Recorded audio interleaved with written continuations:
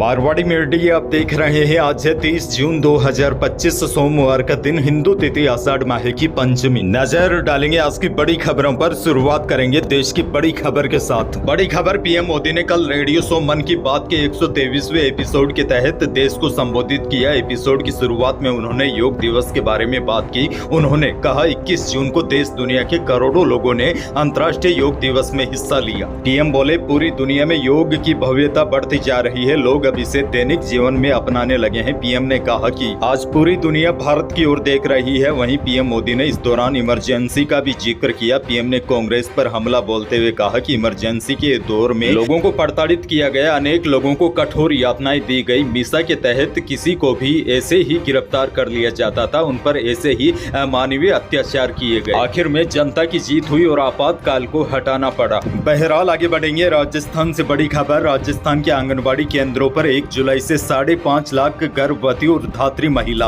वैसे आपको बता दूं, धात्री महिलाएं ऐसी महिलाएं होती है जो बच्चों को स्तनपान करवाती है। बड़ी खबर यह है, इनको आंगनबाड़ी से मिलने वाले पोषाहार में परेशानी आ सकती है। इसके साथ ही आंगनबाड़ी केंद्रों पर आने वाले 6 महीने से 3 साल तक के ऐसे बच्चों को भी सुविधा से वंचित रहना पड़ सकता है, क्योंकि केंद्र सरकार के महिला एवं बाल विकास मंत्रालय ने 1 जुलाई से FRS से पोषाहार वितरण करने के निर्देश दिए हैं। और दिक्कत परेशानी की बात यह है, अधिकतर लाभार्थी FRS यानी कि चेहरे की पहचान प्रणाली से जुड़े ही नहीं है।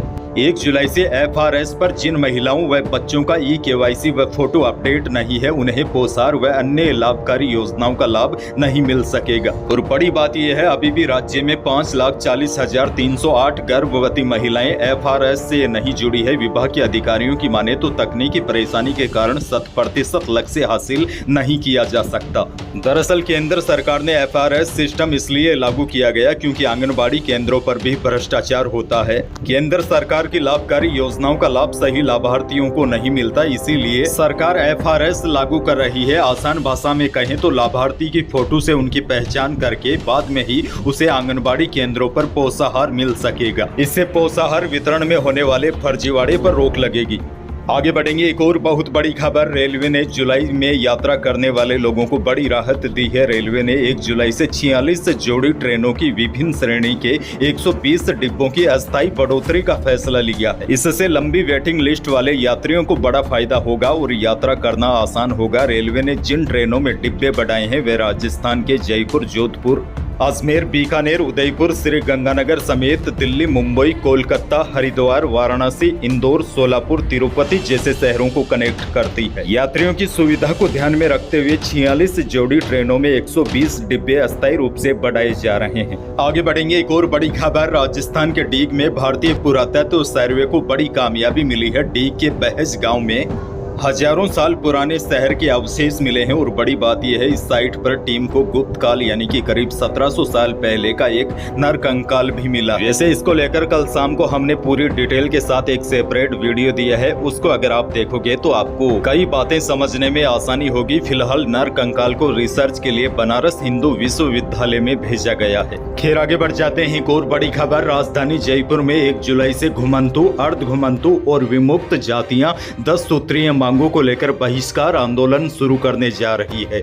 मानसरोवर स्थित वीटी ग्राउंड में होने वाले इस आंदोलन में 50 से ज्यादा जातियों के हजारों लोग जुटने का दावा है। रतन नाथ कालबेलिया ने कहा है कि DNT जातियों को मजबूरी से आंदोलन करना पड़ रहा है। कागजों में करोड़ों की घोषणाएं होती है, लेकिन जमीनी हकीकत कुछ और ही है। न कोई सामुदायिक भवन बना, न ही बस्तियों में सरकारी नल लगे। घुमंतु जातियां वन भूमि में रहती है, मगर यहाँ पर भी स्थायी पट्टे नहीं दिए जाते हैं। कालबेलिया ने बताया कि दफनाने के लिए भी प्रशासन से अनुमति लेनी पड़ती है और अलग कब्रिस्तान तक नहीं मिला। उन्होंने आरोप लगाया कि उनके विकास के पैसे अधिकारी और नेताओं के रिश्तेदारों के NGO में चले जाते हैं। नवजीवन योजना का लाभ भी धरातल पर नहीं पहुंचा। उन्होंने चेतावनी दी कि अगर मांगे नहीं मानी गई तो बड़ा आंदोलन होगा। आगे बढ़ेंगे। एक और बड़ी खबर, राजस्थान में चलने वाले ईंट भट्टे 30 जून के बाद बंद हो सकते हैं। इसके बाद जो भी ईंट भट्टा चलता मिलेगा उसके खिलाफ राज्य प्रदूषण नियंत्रण मंडल तय मापदंड के अनुसार जुर्माना लगाएगा। प्रदेश में करीब 5000 तथा भीलवाड़ा जिले में 250 से अधिक ईंट भट्टे संचालित है। ये ईंट भट्टे अब 1 जुलाई से 31 दिसंबर तक बंद रहेंगे।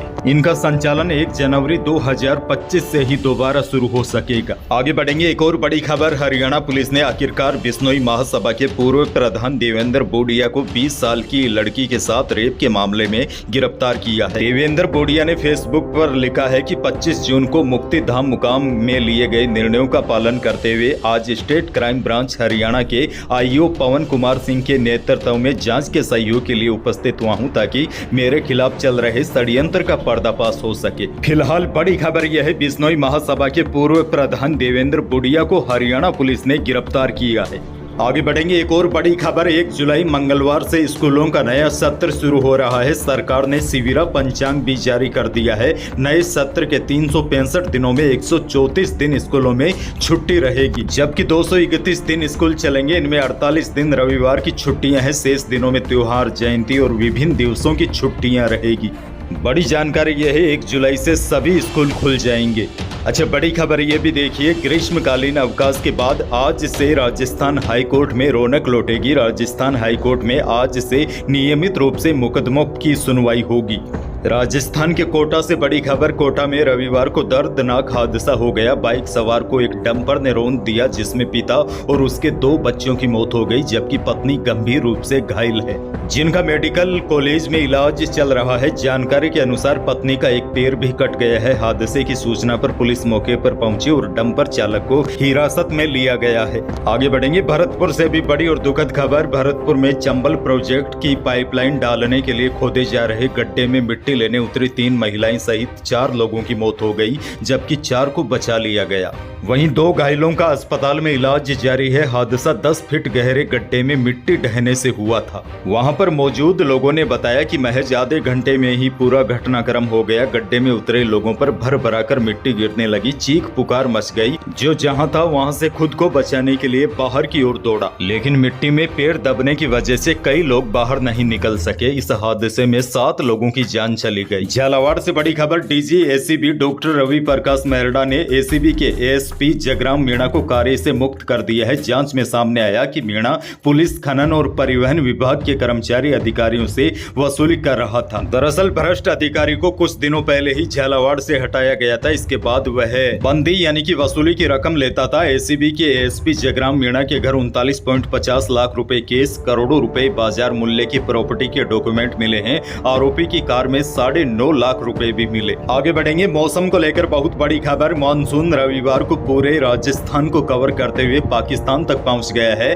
वैसे अमूमन मानसून 8 जुलाई तक पूरे राजस्थान को कवर करता है, लेकिन इस बार मौसम विभाग ने भविष्यवाणी कर दी है कि 29 जून को ही मानसून ने पूरे प्रदेश को कवर कर लिया है। हालांकि पश्चिमी राजस्थान के कई क्षेत्रों में अभी भी बारिश की कमी है, लेकिन पूर्वी राजस्थान के अधिकांश जिलों में पिछले कई दिनों से बारिश का दौर जारी है। रविवार को भी अलवर, भरतपुर, दौसा, करौली, धौलपुर, डूंगरपुर, प्रतापगढ़, सिरोही समेत कई जिलों में तेज बारिश हुई। हालांकि दूसरी ओर बीकानेर संभाग के एरिया में बारिश का दौर कमजोर पड़ने से यहां गर्मी तेज हो गई है। और आज यानी कि 30 जून को भी पश्चिमी राजस्थान में बारिश का दौर धीमा रहेगा, लेकिन पूर्वी राजस्थान के अधिकांश जिलों में आज भी बारिश की गतिविधियां जारी रहेगी। वैसे राहत की बात यह है, कल से यानी कि 1 जुलाई से पश्चिमी राजस्थान के भी कई जिलों में बारिश की गतिविधियों में बढ़ोतरी होगी और 2 जुलाई को प्रदेश के अधिकांश भागों में। और बड़ी बात यह है, 2 जुलाई को पश्चिमी राजस्थान के भी लगभग सभी जिलों में मौसम विभाग ने बारिश को लेकर अलर्ट जारी किया है। यह देखिए, मैप के जरिए आप आसानी से समझ सकते हैं आज इन इलाकों में बारिश की संभावना है, लेकिन